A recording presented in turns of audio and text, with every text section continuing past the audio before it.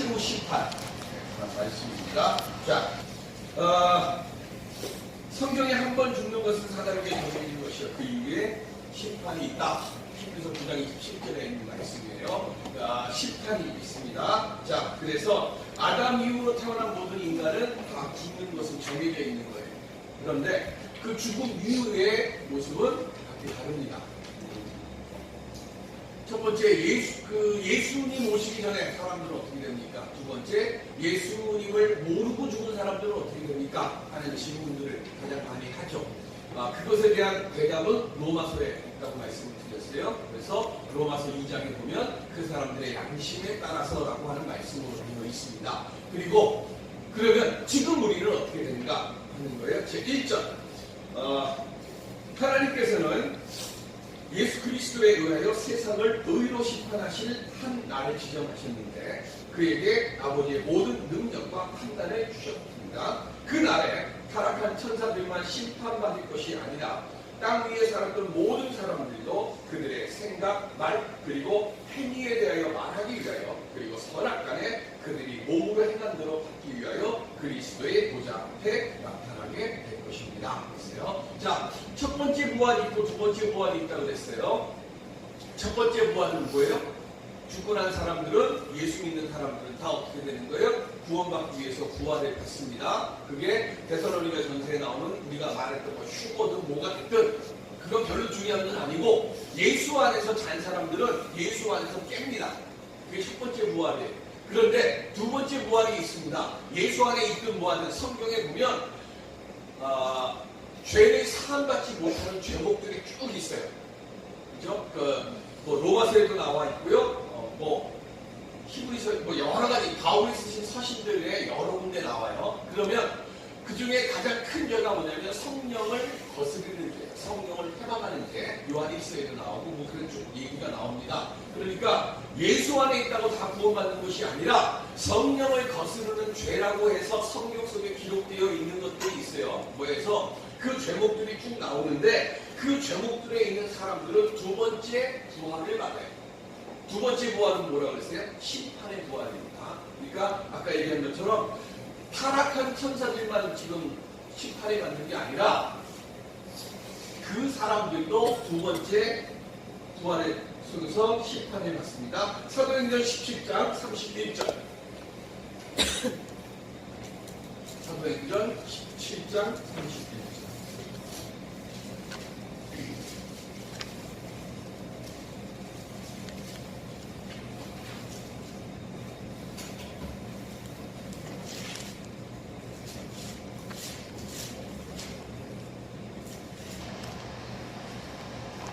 사도행전 17장 31절 시작. 이는 정하신 사람으로 하여금 천하를 공의로 심판하는 날을 작정하시고 이에 그를 죽은 자 가운데서 다시 살리신 것으로 모든 사람에게 믿을 만한 증거를 주셨습니다. 아멘. 자, 예수님께서 육신을 입고 세상에 오셨을 때 조롱, 멸시, 미움을 받으셨죠. 십자가 달리시는 그 과정이 수록됐고요. 그래서 사람들이 예수님을 십자가에 못 박으면서 때리고 침뱉고 가시나루가 씌우고 손과 발에 못을 박았습니다. 그렇게 사람들에게 저주받는 사람이 예수님이셨어요. 육신을 입으셨을 때. 그런데 그 예수님이 부활하셨고 승천하신 뒤에 뭘 약속하셨어요? 재림을 약속하셨습니다. 자, 재림을 약속하셨는데 재림하셨을 때 두 가지 재림하시는 이유. 첫 번째, 구원을 완성시키기 위해서 재림하신다는 거예요. 첫 번째는, 자, 우리로 하여금 구원받게 하시겠다고 하는 표준으로 주신 것이 구원이에요. 그런데 아직 구원은 완성되지는 않아요.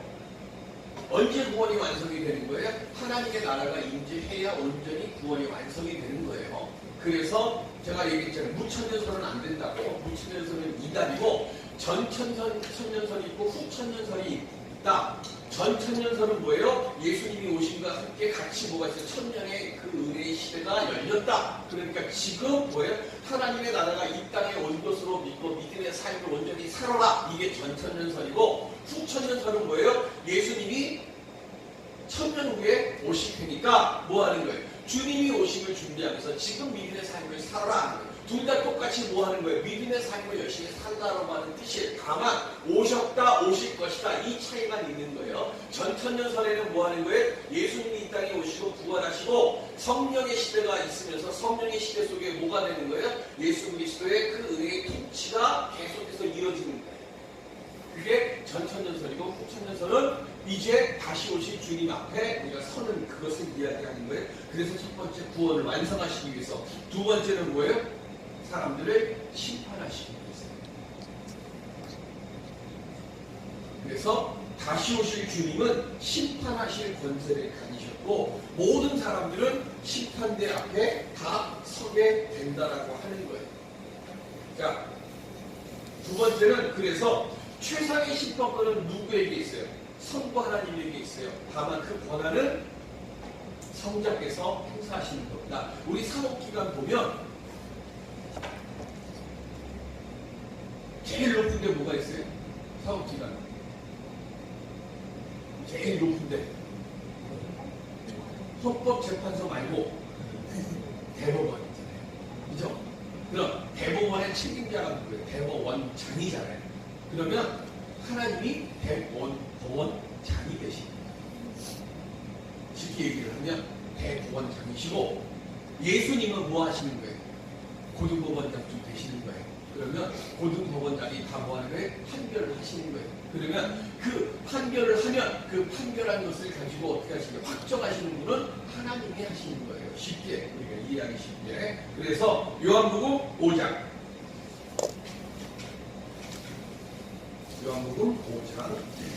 제가 왜 그런 얘기를 하는지 요한복음 5장에 가봅니다. 22절 요한복음 5장 22절 시작. 아버지께서 아무도 심판하지 아니하시고 심판을 다 아들에게 맡기셨으니 아멘. 대법원장은 직접 판결 안 해요. 심판 안 합니다. 다 누가 하는 거예요? 판사들이 하는 거예요. 그러면 최종적으로 결정하는 것만 대법원장이 하는 거예요. 그러면 쉽게 얘기하면 고등법원장이 판결을 내렸습니다. 대법원장이 야 너 왜 그렇게 해서 그 앞에서 고쳐요? 안 고쳐요? 어디로 가는 거예요? 상고에서 대법원에 가서 거기서 협의를 해갖고 그때는 대법원장이 그 판결하는 대법관 회의 속에서 자기의 의견을 얘기를 하는 거예요. 그러면 자 여기 보면 모든 걸 하나님은 아무도 심판하지 않는다 그랬어요. 누가 심판을? 심판을 다 아들에게 맡기셨습니다. 누구에게 맡긴 거예요? 예수님에게 맡기셨어요. 27절 시작. 또 인자됨으로 말미암아 심판하는 권한을 주셨느니라. 예수님이 이 땅에 육신을 입고 오셨기 때문에 인자되는 권한으로 하는 거예요. 인간의 모습을, 인간의 마음을 예수님이 다 아신다 그러는 거예요. 그러니까 예수님에게 모든 것을 다 맡기셨다 그렇게 되는 거예요. 그러면 심판의 기준이 있어야 될 것 아니에요. 심판의 기준은 뭐예요? 하나님을 공경하고 하나님을 믿는 것이고 그 모습 속에서 그 기준이 누구예요? 예수님이에요. 그러니까 예수님이 육신을 입고 이 땅에 오셔서 우리에게 가르쳐 주셨고 보여주셨고 말씀하셨고 기억하라고 하신 것들을 우리들이 얼마나 말씀에 따라서 지키고 순종하며 살았는가. 그래서 하나님께서 예수님에게 모든 심판을 맡기신 이유가 여기에 있는 거예요. 즉 심판의 기준이 있어요. 그러면 자 심판의 기준이 있으면 뭐가 있어요? 또 뭐가 따르죠? 심판의 기준이 있어요. 자 자동차 운전 면허증 합격 받으려면 몇 점 받아야 되죠? 60. 자동차 면허증 없으세요? 1점과 2점이 달라요. 그죠? 저는 60점이었는데. 1점은 80점, 2점은 70점. 바뀌었어요, 지금. 더 강화됐어요. 아, 그래요? 네, 옛날에는 1종이 70점, 2종이 60점 아마 그랬을 거예요. 그런데 지금은 바뀌었어요. 더 강화됐어요. 그래서 1종은 80점, 2종은 70점이에요. 뭐예요? 합격 선이. 무슨 얘기예요? 예수님이 기준이 된다는 얘기는 뭐하고 뭐가 있다는 거예요? 합격과 불합격이 있다. 그러니까 심판대 앞에 서게 된다고 하는 것은 한편과 불합격의 그 모습, 기준이 있어요. 그리고 판사는 선고를 할 때 그냥 너 징역 몇 년 빵빵빵 이렇게 때려요? 요즘은 드라마 속에나 영화에 그런 거 많이 나오니까 우리 다 알아요. 그죠? 헌법 제몇 조 몇 항 몇 회에 의거하여 뭐 피고는 징역 몇 년을 구형 선고하노라 해요. 구형은 검사가 하는 거고 선고 는 판사가 하는 거잖아요. 그러니까 선고하노라 해가지고 뭐 이번에 저 무슨 어디 회장 저 7년 몇 개월 전에 암 걸렸다고 병구석 나왔다가 재수없게 텔레비전 TV 카메라 기자한테 그걸 찍혀가지고 걸려가지고 다시 감옥에 들어갔잖아요. 그런 것처럼 그걸 뭐 하는 거예요? 그때 하게 되면 법정 구속이에요. 그 자리에서 딱 구속해서 끌고 들어가요. 감옥으로 마찬가지예요. 거기 그러면 판사는 그 법정에 의거해서 판결문을 읽고 형량을 내려요. 그래서 우리에게도 마찬가지예요. 우리도 법조항이 있어요. 우리 법조항은 뭐예요? 우리 법조항 요한복음 3장 16장 이런 것들 성경 말씀이 우리에게 있어서는 법조항이죠. 그러니까 민법, 상법, 형법, 뭐 해서 법 해가지고 거기에 법조 뭐 이런 게 있는 거예요. 그것처럼 우리는 뭐가 되는 거예요? 이사야 몇 장 몇 절이 우리에게 있어서는 그게 법조항이 되는 거예요. 그러니까 하나님의 말씀의 기준 안에서 그 말씀에 의거해서 우리 주님이 우리를 심판하시고 판단하신다는 거예요. 세 번째, 마지막 심판의 대상은요, 불순종한 천사들과 세상의 모든 사람들이 언행에 따라서 선악간의 공을 받게 됩니다. 그래서 자 마태복음 12장 36절 37절 마태복음 12장 36절 37절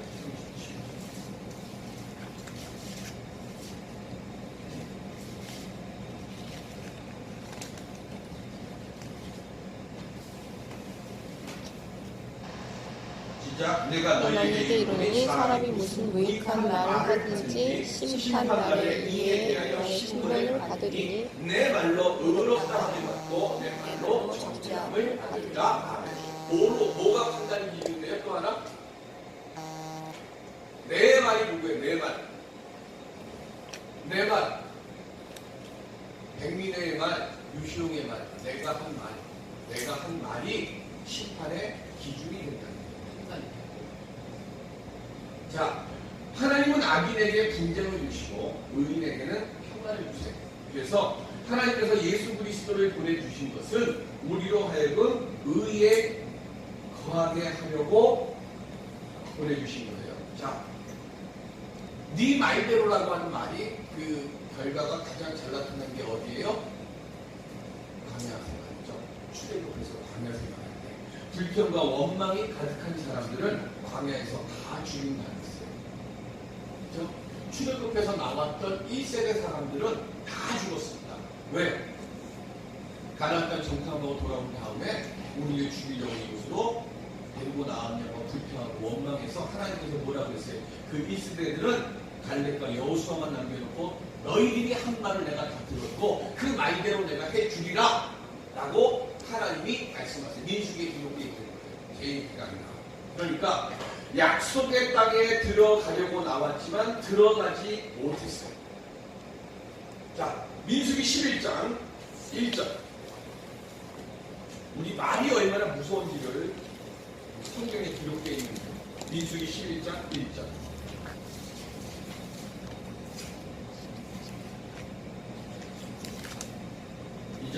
여호와께서 들으시기에 백성이 악한 말로 원망하매 여호와께서 들으시고 진노하사 여호와의 불을 그들 중에 비춰서 진영 끝을 살게 하시되 불평하고 원망하니까 하나님이 뭐 하셨어요? 불을 보내주셨어요. 불평하고 원망하니까 뭐 보내주셨어요? 불뱀 보내주셨어요. 기억하셔야 돼요. 그러면서 자 3절에 보면 그 곳 이름을 뭐라 그랬어요? 다베라로 불렀으니 이는 여호와의 불이 그들 중에 붙은 까닭이었더라. 불평하니까 하나님이 불을 주셔서 심판하셨어요. 자, 민수기 11장 34절. 33절부터 볼까요? 33절, 34절. 시작. 고기가 아직 이 사이에 있어 씹히기 전에 여호와께서 백성에게 대하여 진노하사 심히 큰 재앙으로 치셨으므로 그곳 이름은 기브롯 핫다아와라 불렀으니 욕심을 낸 백성을 거기 장사함이 없더라. 아멘. 고기 먹고 싶다고 하니까 하나님께서 뭐라고 했어요? 고기의 입에서 냄새가 나도록 내가 고기를 주겠다 그러시잖아요. 그래서 뭐 했어요? 하늘에서 메추라기를 보내주셨습니다. 어떤 목사님이 어떤 목사님이 아니에요. 박선희 목사님이 이 말씀을 이게 믿겨지지가 않았어요. 그래서 어떻게 메추라기를 하는가 믿겨지지가 않았대요. 그런데 성지순례를 가면서 지금은 이제 조금씩 다시 재개를 한답니다. 이틀로 지금은 간다고 그래요. 그래서 다음번 성지순례를 할 때 저는 그때는 못 가게 나가서 시내산에 못 갔는데 다음번 성지순례를 가면 시내산에 꼭 가보려고 하는데 그쪽으로 가는 길 중에 사람들이 뭐 땅에 떨어진 뭔가를 열심히 줍더래. 이게 뭔가 하고 이렇게 봤더니 메추라기입니다. 근데 그 메추라기가 왜 땅바닥에 있느냐고 물었더니 이놈들이 겨울을 아니지 여름을 저는 잘 모르겠고 어쨌든 하다가 얘네들이 먼 거리를 이동을 한대요. 먼 거리를 이동을 하는데 가다가 지쳐갖고 내려와서 날개를 놓고 쉬는 데가 그 광야라는 거예요. 근데 그때는 얘네들이 날개짓을 할 힘이 없대. 그러니까 가가지고 그냥 죽으면 된다는 거예요. 그러니까 박선희 목사님 그걸 보고 야 하나님이 참 신기하시다. 그래 간증을 하더라. 그러니까 지금 여기 나오는 말씀도 그 얘기예요. 지금 이스라엘 백성들이 있는 이곳에 메추라기들이 딱 가다가 그때 딱 맞춰갖고 그냥 해서 고기가 쌓였어. 그런데 이곳의 이름이 뭐라고요? 기브롯 핫다와 그랬어요. 그게 밑에 각주역은 뭐라고 써있는가 하면 탐욕의 무덤. 자, 하나님이 메추라기를 주셨어요. 그죠?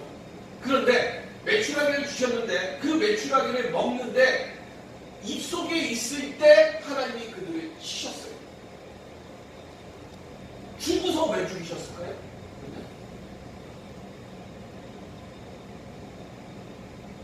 입으로 뭐 했어요?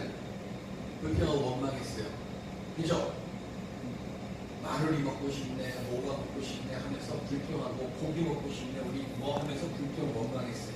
그런데 하나님이 주셨어요. 성경에 보면 주신 것에 대해서 뭐가 없어 빠졌을까요? 감사도 빠졌고 예배도 빠졌어요. 불평하고 원망했는데 준 것에 대해서 기뻐는 안 해요. 주심에 대한 감사가 없어요. 제가 1월 2일부터 특별 새벽 기도회를 이제 내년부터는 우리 매일 모여서 새벽 기도 한다는 거 제가 아예 얘기도 안 할 거고 한 달에 이틀 한 달에 3일 그때만이라도 좀 와주십시오라고 해서 특별 새벽 기도회 식으로 그렇게 하려고 합니다. 그러니까 매일은 제가 혼자 나와서 기도하다가 저는 갈 거고 올해도 그렇게 했으니까 그거는 제가 할 일이니까 저는 그거는 하는데 그때 특별 새벽 기도회 때 하나님부터 복을 받고 하나님 뺏어가시고 다시 회복하는 얘기 딱 해서 3일 동안 합니다. 2, 3, 4일 새벽 기도회 꼭 나오시고. 근데 우리가 기억해야 될 것은 하나님은 주셨다가 뺏으시는 꼭 기억하셔야 돼요. 줬다가 뺏으시는 분이에요. 근데 성경에 보면 하나님이 뺏으실 때는요 물질을 뺏거나 뭘 뺏거나 하시는 게 아니라 뭘 뺏어가셨어요? 생명을 뺏어가셨어요. 계속 얘기하지만 은혜 받는 것에 대해서 감사하는 것보다 은혜를 지킬 수 있는 능력에 대한 감사의 부분이 더 중요합니다. 그러니까 지금 메추라기를 주셨는데 감사가 없습니다. 메추라기를 지금 뒤에 하나님께 감사의 예배를 먼저 드리고 먹어야 되는데 다 뭐 했어요?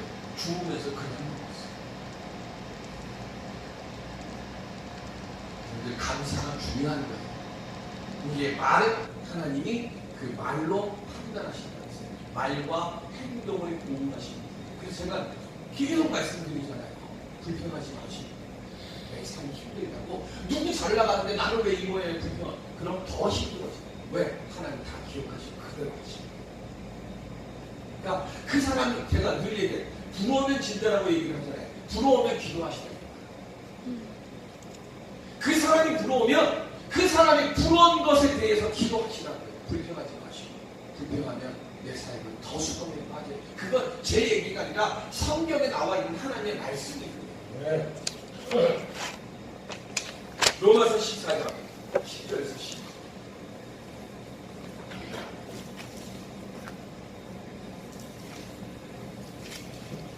로마서 14장 10절에서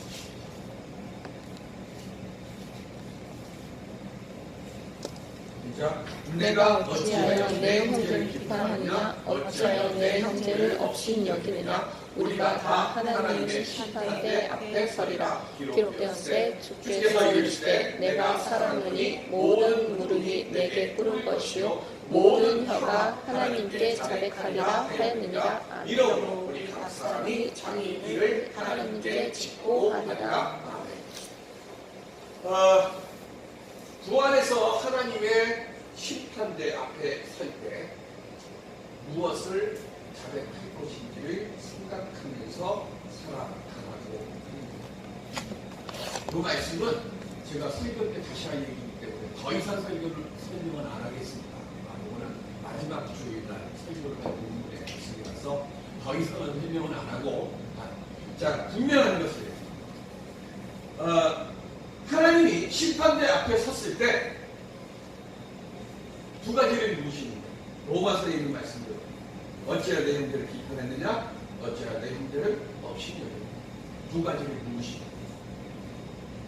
그리고 기억해야 될 것, 세상에서 은밀하게 행한 것을 하나님은 다 기억하시고 그대로 보호하십니다.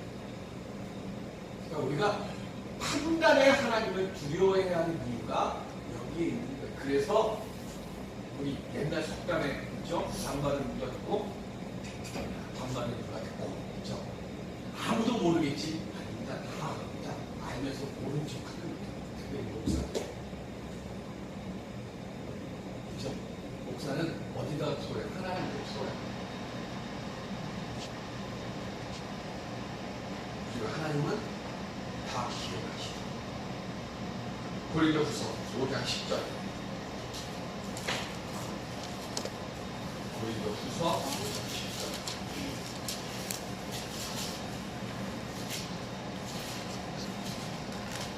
시작. 이는 우리가 다 반드시 그리스도의 심판대 앞에 나타나게 되어 각각 선악간에 그 몸으로 행한 것을 따라 받으려 함이라. 아멘. 우리가 누구죠? 우리의 그리스도인들. 교회 밖에 있는 사람들이 항상 말하는 게 아니에요.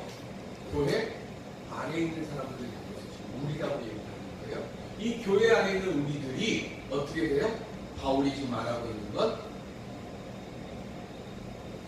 심판, 받는 것에 대한 말씀을 지금 하고 있습니다. 프로 축구를 보면 영국 축구를 일반 얘기를 하면 20팀이 뛰어요. 1년 동안 20팀이 하는데요. 하다가 보면 1부 리그, 프리미어 리그예요. 영국은 프리미어 리그고, 그 다음에 2부 리그가 챔피언스 리그예요. 그러면 한 해를 다 마치게 되면 어떻게 되는가 하면 17등, 18등, 19등, 20등 이 세 팀은요 프리미어 리그에 못 있고 어디로 가요? 뭐 결정전도 없어요. 바로 챔피언스 리그, 2부 리그로 그냥 떨어져요. 그리고 2부 리그, 챔피언스 리그에서 1등, 2등, 3등 한 팀이 바로 프리미어 리그로 올라와요. 뭐 하는 거예요? 1년 동안의 성적을 가지고 승강팀을 나누는 거예요. 똑같습니다. 우리도 하나님 앞에 지금 설 때에 우리는 뭐 예수 안에 다 똑같다. 아니, 지금 바울은 말씀하시잖아요. 뭐라고요? 상벌이 있는 거예요. 승감이 있다 하는 것을 지금 이야기하는 거예요. 성도들에게도 멸류관과 심판이 구분된다. 이거를 지금 말씀하고 있습니다. 제2절. 하나님께서 이 날에 정하신 목적은 택자의 영원한 구원에서 보이신 그의 자비의 영광을 나타내시기 위함이며, 또한 사악하고 불순종한 유기자의 멸망에서 보이신 그의 공의의 영광을 나타내시기 위함이다. 유기자의 버려진다는 뜻이에요. 왜냐하면 의인은 영생애로 들어가 주님의 현존으로부터 올 기쁨과 새롭게 함의 충만함을 받게 될 것이지만, 악인은 하나님을 알아들이지 아니하고 예수 그리스도의 복음을 순종하지 아니하며 영원한 고통애로 떨어져 주님의 현존과 그의 능력의 영광으로부터 올 영원한 파멸로 벌받을 것이기 때문이다. 자, 마태복음 25장 21절.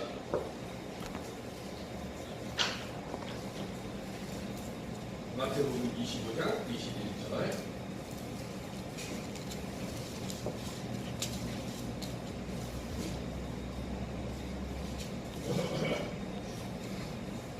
시작. 그 주인이 이르되 잘하였구나 착하고 충성된 종아, 내가 적은 일에 충성하였으며 내가 많은 것을 내게 맡기니 내 주인의 즐거움에 참여할지어다 하고 말해. 작은 일에 뜻은 뭐냐면 하찮은 일이에요. 남들이 알아주는 일, 그런 일이 아니고 남들이 신경도 안 쓰는 일이에요. 아주 하찮은 일.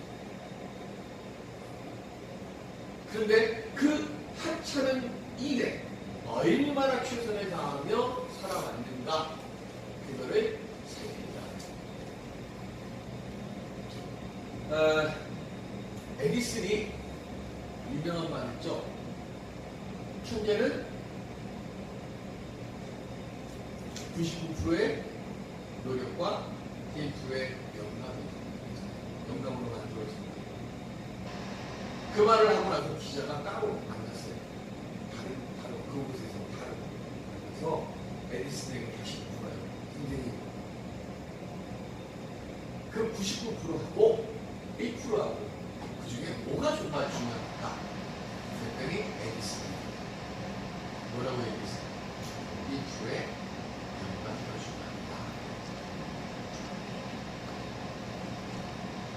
왜 1%의 영감이 더 중요하다고 했을까요? 무엇을 향한 열심입니다.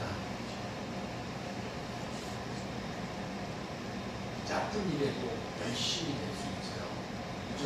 1%의 영감이 없으면, 바른 분별이 없으면, 저희 고등학교 때 저희 반 친구, 1학년 때 저희 반 친구 중에는요, 책이 색깔, 책을 달달달 외울 만큼 책을 공부를 그렇게 연구를 했어요. 제가 생각할 때 그냥 시험만 보면 다 1등 할 것 같거든요. 근데 시험만 보면 못해서 해. 왜 그럴까 생각을 했더니, 제가 볼 때는 중요한 거는 아니요. 별 쓸데없는 것만 열심히 해요. 중요한 게 뭐예요? 분별력이 있어요. 에디슨이 말하는 것이 그게 무엇을 열심히 해야 되는 거야? 내가 어떻게 해야 되는 거야? 그게 있어야, 그것이 있은 다음에 노력이 따라야 그것이 다르게 되는 것이죠. 무엇을 할지 모르고 열심히 하면요, 열심히 하는데 시간만 낭비해요.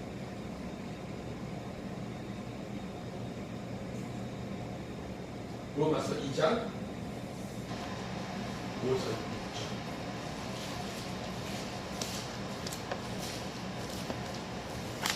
로마서 2장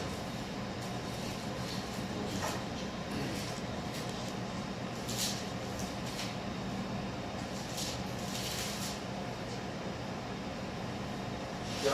다만 내 고집과 회개하지 아니한 마음을 따라 진노의 날 곧 하나님의 의로우신 심판이 나타나는 그날에 임할 진노를 내게 쏟는도다. 하나님께서 각 사람에게 그 행하는 대로 보응하시되. 요즘 B2 많이 나옵니다. 그죠? 가수 B 얘기가 나왔어요. 저하고 집사람하고 밥 먹다가 그 뉴스를 듣고 깜짝 놀라서 쳐다봤어요. 왜냐하면 그 동네 이름이 용문동이라고 하는지, 왜 용문동이 제가 깜짝 놀랐을 때 제가 전도사 생활하는 곳이 용문동이에요. 근데 그 용문동에 제가 그 사람이 얼굴 나오면 제가 알 것 같아. 사기당했다고 한 사람이 그 용문 시장 안에 있다고 하니까 제가 살던 동네가 거기입니다. 제가 거기서 4년 6개월 생활을 했었는데, 마다 20여 년 전부터 시작해갖고 10여 년 전에 그 일들입니다. 근데 요즘은 뒷자리 것 같고 변명할 것 같기도 하고 어쨌든 그런데 부모님이 헤어져가지고 우리 부모님하고 2년의 연을 끊어갖고 몰라요. 이렇게 하는 해명도 많이 나오고 합니다. 제가 이야기하려고 하는 거는요, 회개하지 않는 마음, 고집 안에서 벗어나지 않는 마음은요, 반드시 하나님이 뭐 하신다고요? 헤아리시고 심판하신다. 그 사람이 때가 아니 그러면 자녀의 때라고 하십니다.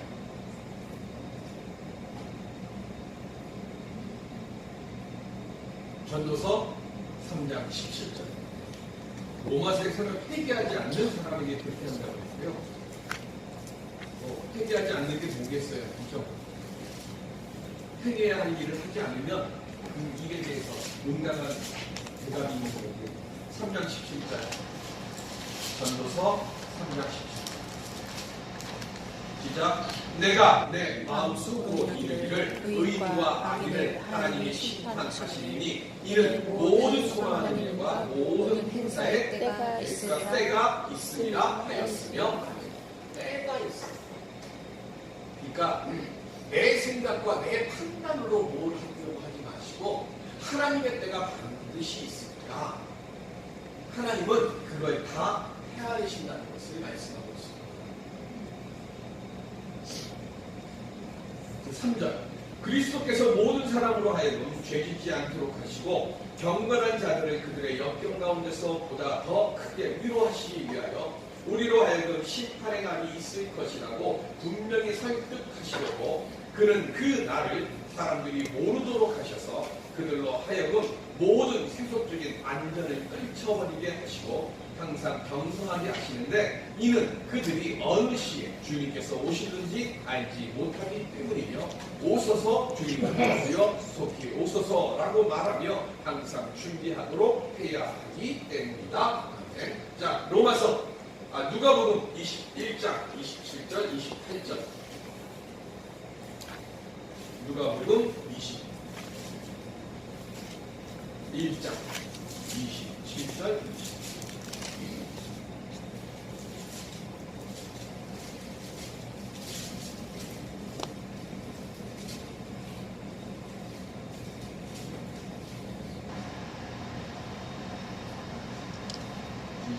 그때의 사람들이 인자가 구름을 타고 능력과 큰 영광으로 오는 것을 보리라. 이런 일이 되기를 시작하거든 일어나 머리를 들라 너희 숙련이 가까웠느니라 하시더라. 아멘. 자, 언제 주님의 재림이 임합니까? 그랬더니 천재 지변이 나오고 막 그런 말씀들을 막 하셨잖아요. 그죠? 그래서 주님의 징조가 있을 것이다 라고 말씀을 하셨어요. 그런데 알아야 될 것은 그런 요한계시록이라든가 마태복음이라든가 그래서 마지막 심판대에 대해서 무슨 이러이러한 조짐들이 있을 것이다라고 하는 그 말씀들이 이게 현상이 일어난다고 곧 재림이 일어나는 때는 아니라는 거예요. 재림 직전에 일어나는 여러 징조들보다 표징이 있어요. 그 표징이 뭐냐면 불법의 사람 곧 멸망의 아들들, 적 그리스도들이 나타나기 전에는 재림이 일어나지 않는다라고 말씀을 합니다. 그러면 지금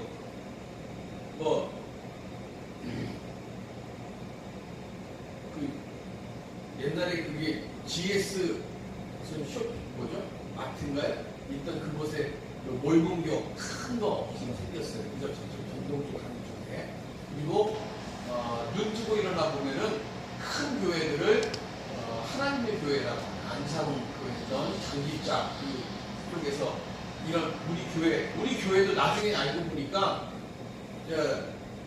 이달에서 살려고 왔다가 적다고 갔대요. 그리고 나서 그때 얘기했던 거예요. 그 둘 중에 하나 아닌가 하고 부동산에서 얘기하더라고. 그 GS에 있는 거기였나? 아니면 하나님의 교회였나? 그 얘기를 하더라고. 그러니까 교회들을 사가지고 그 교회를 고쳐가지고 이단에 그 자기네 교회로 만드는 그런 일들도 지금 많이 벌어지고 있어요. 실제로. 뭐 절이 사가지고 하는 데도 있고, 그러니까 교회들을 지금 그렇게 하는 일들이 많이 생겨나고 있어요. 그렇게 적그리스도들이 막 일어나게 되어지는 거예요. 그러면서 주님이 하시는 말씀이 뭐냐면 재림의 징조를 아는 것보다 중요한 것이 있다. 그게 뭐냐면 때가 됐을 때 바르게 행하는 거예요. 그 바르게 행함을 예수님은 뭐라고 말씀을 하셨어요? 지금 28절에 보면 이런 일이 되기를 시작하거든 일어나 뭐하라 했어요? 머리를 들라 했어요. 무슨 얘기예요?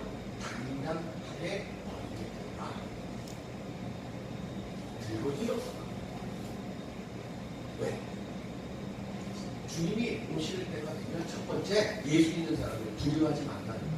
내 현실의 모습 보고 두려워하지 말라는 것이 첫 번째고, 두 번째는 내 현실이 이렇게 어렵고 힘겨우니까 우리 뭐 하는 거예요?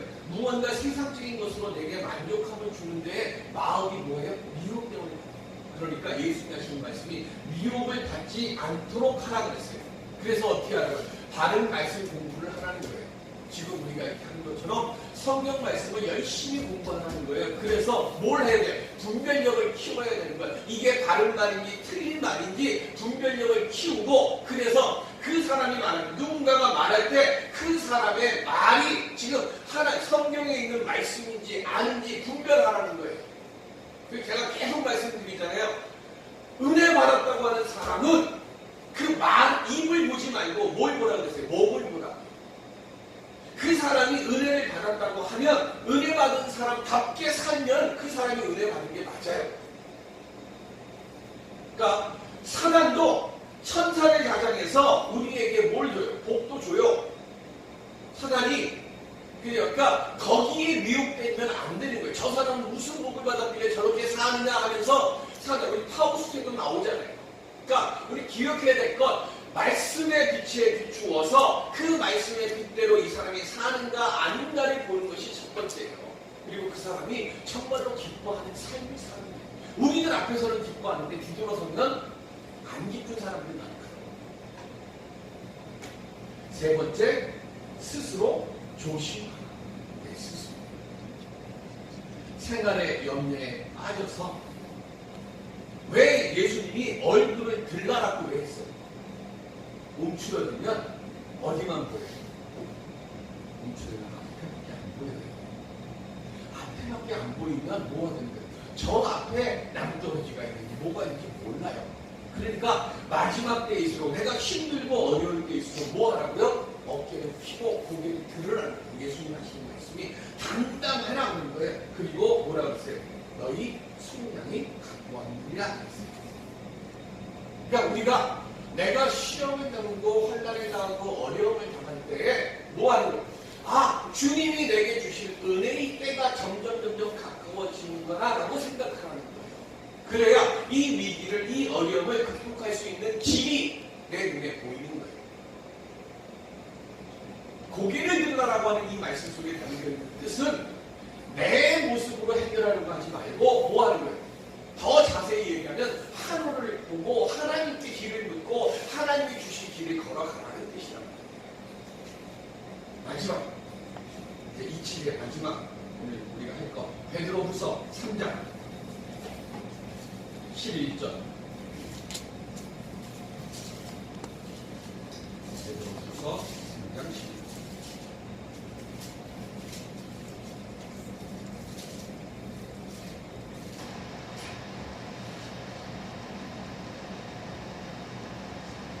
시작. 이 모든 것이 이렇게 풀어지니 너희가 어떠한 사람이 되어야 마땅하냐.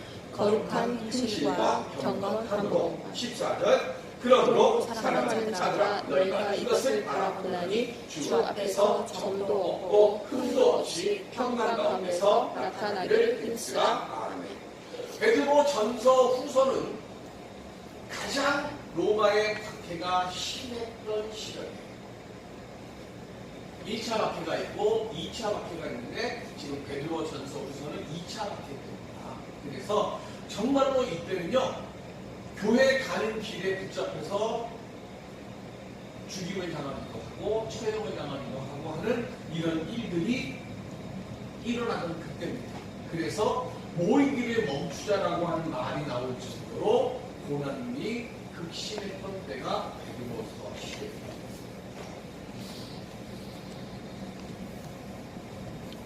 그런데 그렇게 핍박과 박해가 너무 심하니까 예수를 믿다가 다시 세상으로 돌아간 사람들도 있어요. 그런데 그 사람들을 예수 믿는 사람의 눈으로 보니까 너무 평안히 살아가요.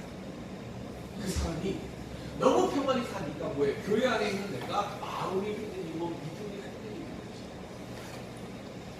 그래서 지금 베드로가 말씀하는 겁니다. 베드로전서 9장. 거룩한 행실에 사십시오. 거기에 유혹되지 마십시오. 무엇보다도 주인의 재림은 분명한 사실이니까 다른 회개를 하고 하나님의 인정을 받는 경건의 삶을 사십시오라고 말씀합니다. 오늘 회개의 모습에는 세 가지가 있습니다. 첫 번째 회개의 모습은요, 유다의 회개의 모습이 있어요. 자, 유다는 회개를 했어요, 안 했어요? 회개 안 했습니다. 유다는 뭐만 했어요? 내가 죄를 졌구나, 잘못했구나 아는 것까지만 했어요. 그리고는 어떻게 했어요? 회개할 용기가 안 나서 스스로 옥매어서 죽었어요. 예수 안에 있으면서도 그래서 말씀 속에서 내가 죄를 지은 사람이구나 하는 건 알아요. 그런데 회개할 용기는 없어요. 두 번째가 베드로의 회개가 있습니다. 베드로는 어떻게 했어요? 3번 나를 부인하리라 라고 말씀할 때 그 말씀을 자기의 삶에 이루어졌을 때 베드로는 뭐 했어요? 다시 주님 앞에 돌아왔어요. 떠나지는 않았어요. 그죠? 회개의 눈물을 흘렸어요. 세 번째 회개의 모습이 있습니다. 그게 뭐냐면 삭개오의 회개. 삭개오는 세상에 대한 복수심으로 불타있던 사람입니다. 그런데 예수님을 만나고 예수님의 영으로 타고나는 주의에 그 스스로가 뭐라고 그랬어요? 내가 남에게서 뺏은 것이 있으면 4배를 갖다 줄 것이고 내 재산의 절반을 내가 가난한 사람들을 위해서 내가 나누겠습니다 라고 이야기를 합니다. 삭개오의 회개는 베드로 회개보다 더 많이 나가는 회개가 뭐예요? 내가 가지고 있는 것을 가지고 뭐 하는 거예요? 하나님의 나라에 확장하는 데 쓰임 받으려고 내가 헌신하는 그 회개가 삭개오의 회개입니다. 오늘 우리는 유다의 회개의 자리에는 누구나 다 설 수 있어요. 그런데 중요한 건 베드로의 회개는요, 또 다른 회개가 또 오죠. 우리 알고 있는 거죠. 로마에 가는 그 성당이 있어요. 화바디스코니 주여 어디로 가시니까. 네? 그 베드로는 한 번 거꾸로 졌는데 또다시 뭐 했어요? 박해 때 로마성 밖으로 도망을 가다가 로마가 네로가 불태우고 있는 그곳에서 다시 도망가는 그 자리에서 주님이 나타나시죠. 그리고 주님이 어디로 가고 있냐 하고 묻잖아요. 그리고 주님이 사라질 때 그때 베드로가 커바니스 공리에 주여 어디로 가십니까? 그리고 깨닫고 로마에 다시 들어가서 십자가에 거꾸로 매달려서 죽음을 당합니다. 그래서 그 베드로는 나중에는 어떻게 되는 거예요? 온전한 회개예요. 그죠? 베드로는 2번의 큰 회개가 있어요. 오늘 우리들 친구의 심판은 그리고 주님의 재림은 성경에 분명히 약속된 말씀입니다. 우리도 주님 앞에 첫 번째 부활자로 서야지 두 번째 부활자로 서는 바울이 늘 기록했던 것처럼 다른 이들은 구원받을 자의 자리로 인도하고 나는 버림을 받을까 그것을 염려하며 내 믿음의 가름막지를 달려가노라라고 고백했던 그 말씀을 항상 잊지 말고 우리가 기억하면서 믿음의 경주를 열심히 달려갈 수 있는 우리 모두가 될 수 있기를 바랍니다. 은혜의 아버지 하나님, 주님이 바라고 주님이 인정하신 믿음의 자리에 머물러 설 수 있는 우리가 될 수 있게 하여 주옵소서. 예수님의 이름으로 기도드립니다. 아멘.